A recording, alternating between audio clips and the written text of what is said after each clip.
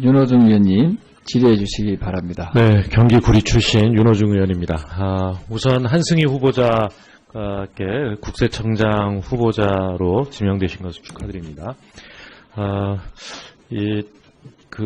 예전에 이제 본청에 근무하실 때도 그렇고 서울지방국세청장으로 근무하실 때도 이렇게 보면 평소에 그 인품이나 능력을 주변에 인정받아 오신 것 같은데요. 대통령께서 후보자를 임명하실 때에는 그동안에 이제 이 오랜 기간 조사 업무에 또 관여를 해왔고, 이래서 고액자산가라든가 대기업에 대한 이 과세를 강화하는 대신에 중산층 서민에 대한 세정 지원을 확대하겠다는 그런 그 세정 철학을 실천하는 데 적임자다, 이렇게 보아서 임명하신 것 아니겠습니까? 예, 이런 부분에 대해서 철저하게 수행을 하실 생각이 있으신지요? 예, 하여튼 법과 원칙에 따라서 공정하게 세무조사를 운행해서 국민들로부터 신뢰받는 국세청이 되도록 하겠습니다. 예, 그동안 제가 이 기재위 활동을 통해서 이렇게 보면, 우리 최근에 이제 이 세수가 굉장히 많이 들어오고 있지 않습니까? 그런데 올해도 이 추가 세수분을 가지고 추경을 편성하고 있습니다. 근데 과거에 보면 박근혜 정부 때에는 이렇게 이 지하경제 양성화 이런 것들을 위해서 세무조사를 좀 과도하게 했다라는 지적도 받아왔습니다. 이제는 사후적인 이 세무조사보다는 사전적인 그런 대책을 통해서 그 세금 신고를 성실하게 받는 이런 제도의 전환이 필요하다, 이렇게 생각하는데 어떻게 생각하십니까? 예, 의원님 말씀에 공감을 하고 저희도 앞으로 과세 인프라를 확충하고 사전 성실 신고를 지원하는 데 역점을 두도록 하겠습니다. 네, 이 사전 이 제도를 충실하게 보완을 해서 충분한 이 국정 수행에 필요한 재원 마련에 협조를 해주시길 바라고요.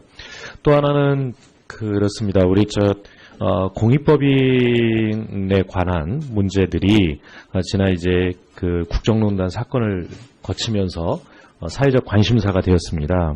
그런데 제가 상당히 놀랐던 것은 이 공익법인에 대한 기부금이 이제 지정기부금 단체의 경우에는 이 세금 감면 대상이 되고 있는데, 그렇게 세금 감면을 받고 있는 이 공익법인에 대해서 국세청이 적극적으로 조사를 한다든가 이런 것들을 해본 적이 거의 없더라고요. 이건 좀 문제가 있지 않습니까? 예, 의원님 말씀 유념해서 그런 부분에 앞으로 잘 관리를 해나가도록 하겠습니다. 예, 특히 보니까 박영수 특별검사팀이 수사를 하면서 청와대가 이 소위 화이트리스트라고 하죠. 그러니까 정권에 지원을 해주려는 그런 단체 명단을 작성해가지고 청와대 비서관이 정경련에 직접 전달을 한 것이 수사 결과 발표가 됐어요. 그렇게 전달한 게 2014년 1월 15일인데 15개의 이 보수 단체들 명단과 또 이제 어느 정도를 지원해 달라라고 하는 금액 이런 것까지 적어가지고 전달한 예가 있습니다. 이 단체당 한 2억 정도, 총 30억 정도가 정경련의 지원을 받았는데, 그 정경련의 설립 취지나 또 이런 정경련 역시도 기부금에 대한 면세 혜택을 받는 단체인데, 이렇게 활동하는 것에 대해서는 이게 이 설립 취지에 맞는다고 보십니까? 또 면세 혜택을 주는 취지에 맞는다고 보십니까? 예, 잘못된 것이라고 생각합니다.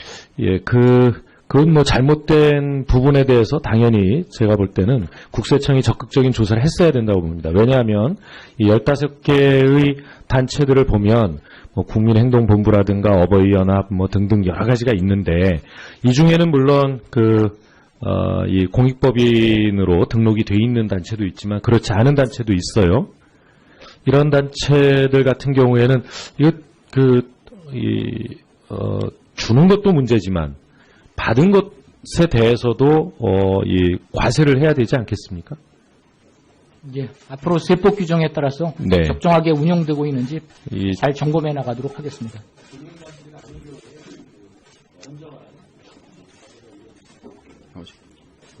예, 그렇게 하겠습니다. 네, 수고하셨습니다. 다음은 있다는 그런 그 세정 철학을 실천하는 데 적임자다. 이렇게 보아서 임명하신 것 아니겠습니까? 예, 이런 부분에 대해서 철저하게 수행을 하실 생각이 있으신지요? 이제 하여튼 법과 원칙에 따라서 공정하게 세무조사를 운행해서 국민들로부터 신뢰받는 국세청이 되도록 하겠습니다. 예, 그동안 제가 이 기재위 활동을 통해서 이렇게 보면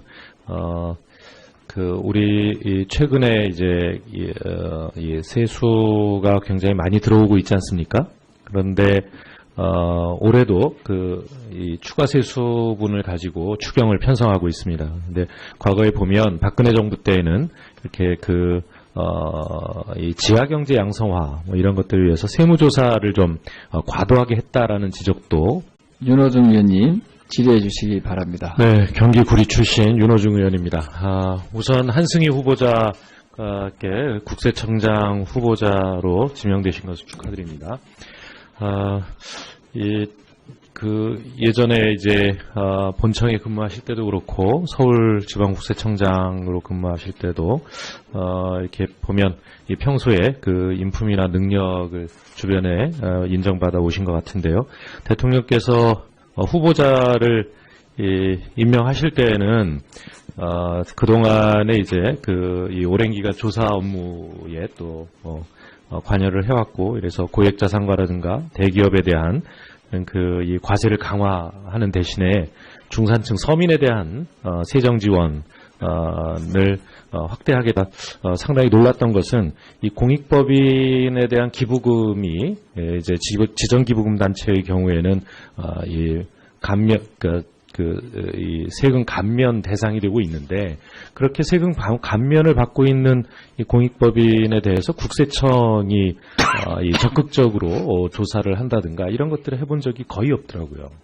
이건 좀 문제가 있지 않습니까? 예, 의원님 말씀 유념해서 그런 부분에 앞으로 잘 관리를 해나가도록 하겠습니다. 예, 특히 보니까